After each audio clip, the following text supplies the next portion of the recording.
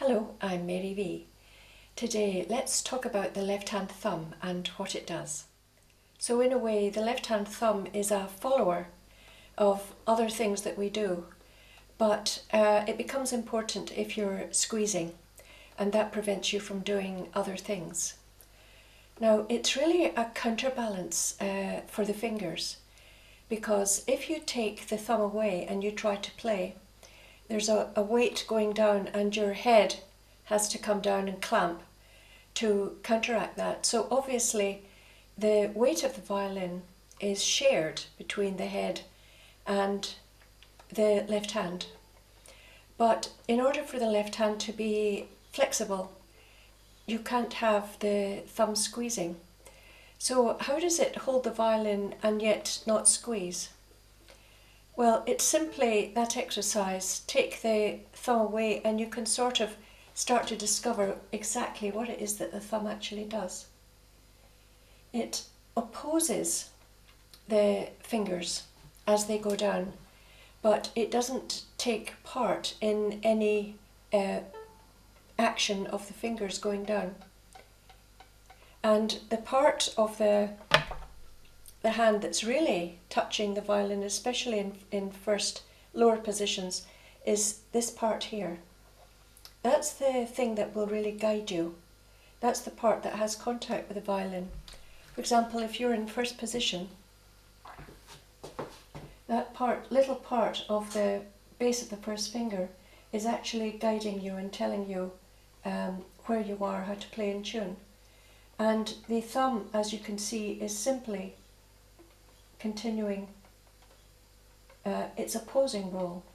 This part is touching and this part is touching, and neither of them are squeezing. Now, it seems a bit counterintuitive that you shouldn't grip the violin with the left hand. I mean, you are sharing the weight of the violin between the jaw, the head, and the left hand, and that's something that's got to be thought about and learned. So you need to examine your left hand to see what the thumb is actually doing.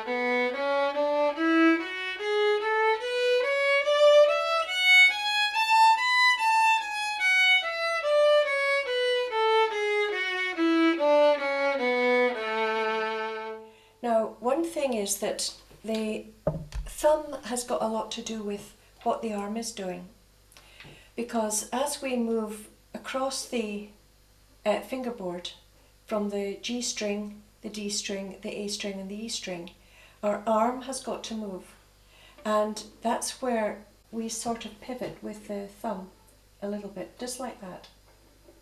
Do you see that pivot?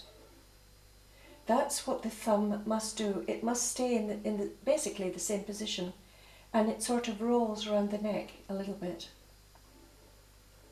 Okay, and in fact I do that to play fourth fingers, because I've got a very short fourth finger.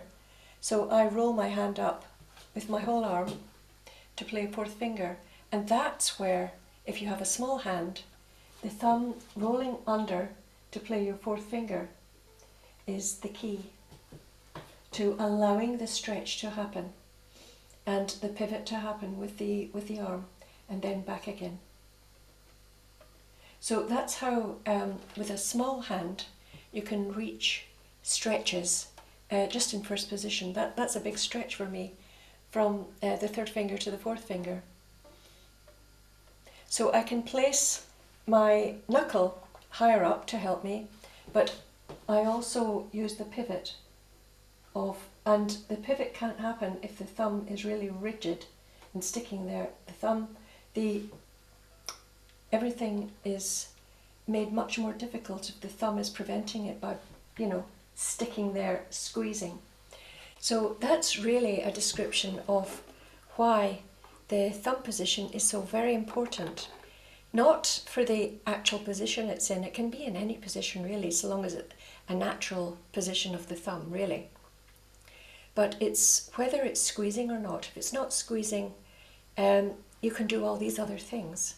And if it is rigid and squeezing, then you need to have a look at it and try to loosen it off by focusing yourself on this part of the hand and realizing that as you're moving around the violin, you're either touching the violin with this part of the hand, or as you move up, this part of the hand is touching the shoulder, like that.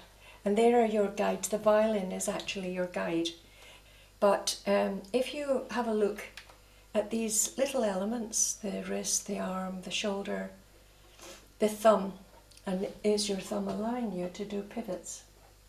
Is your thumb helping you, or is it hindering you? That's the only question you need to ask with the thumb.